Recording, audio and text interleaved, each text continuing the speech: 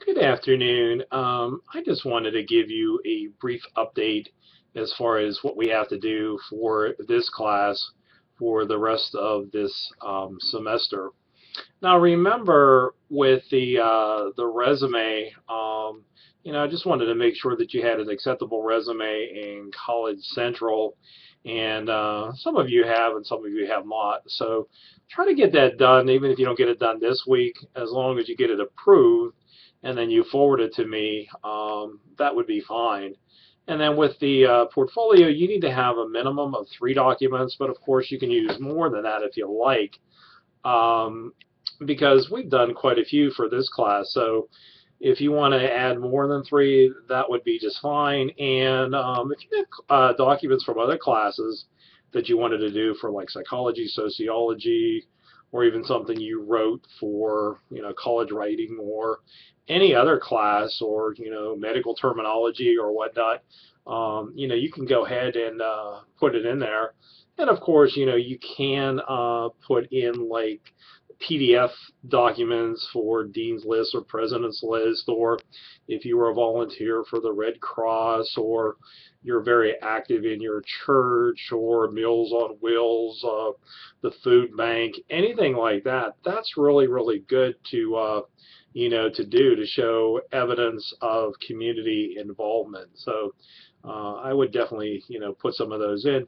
If you also have, training in first aid or CPR or even like that AED, which is a defibrillator, if you have good skills in Microsoft Office, such as Word, Excel, PowerPoint, Access, Visio, or any of those, I would also list those. Or you can even create a document and just make a listing of different types of software or different types of skills that you're good at, because that's actually quite important. So just wanted to review that. Now, with the quiz that we have to do for this class, make sure to look at the book. I've received some of them so far, but some I did not get yet. They're not due until this Friday, the 12th at midnight. But please refer to the book. And of course, the other thing that you can do is use the ebook, which makes it even easier to look through. So just wanted to comment on that. And then for next week, we have just a couple things to do. The one assignment is, what's not a couple things to do, there's only one thing to do. It's the discussion board. The discussion board relates to an M Global Style Guide.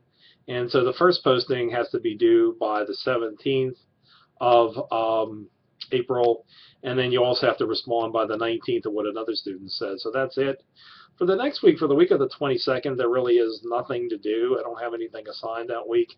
You can work on your consumer report. And then again, if you submit it by the 19th, you'll get an additional 20 points. And if you submit it by the 26th, you'll get an additional 10 points on it.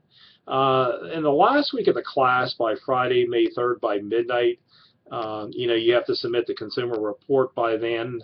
And then also, you have to do one last discussion board related to your consumer report. So that would be it. So those are both due by Friday, May 3rd at midnight. And that's what we have to do. I did want to tell you that this class is actually a good one to take online, because it gets you to follow written guidelines and directions, read and follow points of criteria, do a whole wide variety of documents, especially using more format and more visuals. And really, that makes a significant difference, professionally, because you're able to write emails, letters, memos, reports much, much more effectively. And I think that that benefits you as an employee and as a consumer. There's going to be different situations where you're going to have to write letters of complaint or letters to resolve something and so on. I mentioned before in this class, but I'll mention it one more time. I live in Mount Pleasant Borough, and we were getting a significant amount of water from a trailer park behind us. They added, I believe, about 75 mobile homes, and as a result, there was much more water that were coming off of these trailers. And so what happened is I had to, get involved with the borough of Mount Pleasant and tell them, that this is creating a problem for us, and it's coming onto my porch, it's coming through my backyard, and it's even causing some leakage in my basement. And I had to get a drain pipe ran through my yard.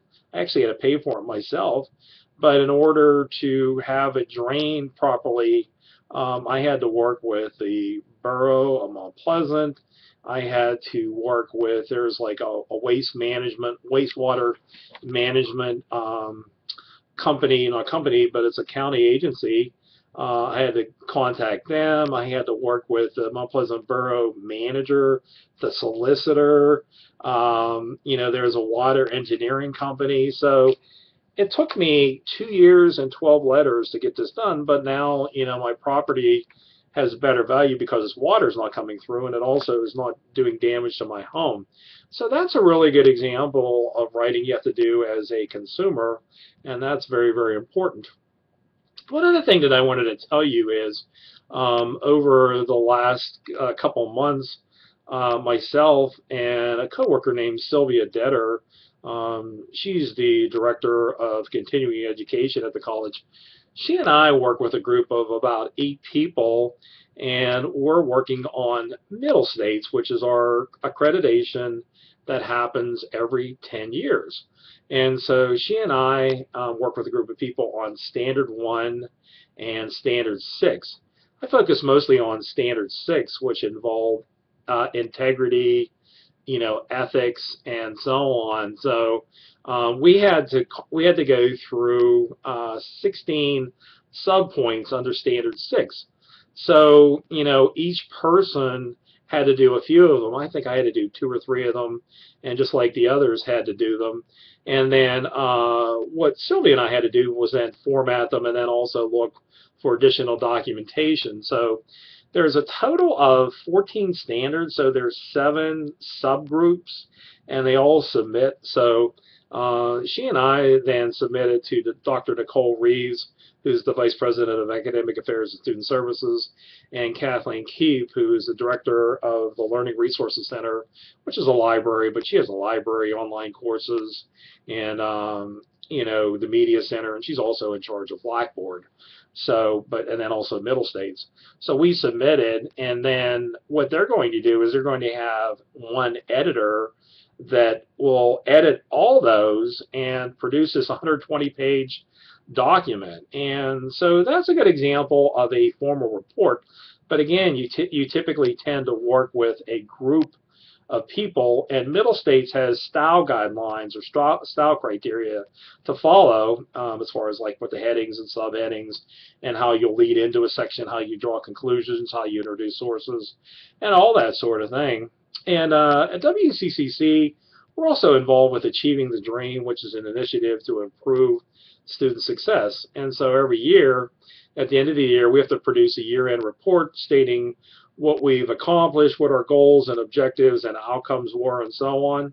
And that was, it's interesting to do, but a group of us work on that. There's about 12 people in Achieving the Dream, and we all work on this year-end report. And just one other example I wanted to mention to you. We did a report, not a report, but a grant proposal for the Gates Foundation. And the Gates Foundation gives more and more money to community colleges, but they wanted you to focus on a specific initiative that you're using or you're doing, and they were awarding $100,000 grants. And we applied, we did not get it. Butler County Community College was successful in getting one. But that's an example of what types of things that you have to do. And, these days, especially if you work, for a college or a public organization like that, government money isn't as readily available as it once was. So you have to look for grants, or you have to look for money from foundations or other organizations, to fund what it is that you're trying to do. So that's more the reality. But I enjoy working at this college because I like the classes that I teach. And then also the people here are you know, great colleagues and coworkers. And it's benefited me in teaching to be involved with Achieving the Dream and with Middle States. And I'm also involved with cultural programming and lots of other activities. And so I just wanted to give you an idea that being involved takes time, but there's, you know, a benefit to it. Last comment to you is probably, this will probably be one of the last YouTube videos that I make for you, is you know, when you graduate, or you know, when you, if you leave WCCC and go to another school, always keep my contact information, so you know, I can help you with a letter of recommendation or a phone interview or a reference or whatever you need from me. So just, that's basically what I wanted to tell you as far as what we have to do, and we're almost done. Thank you.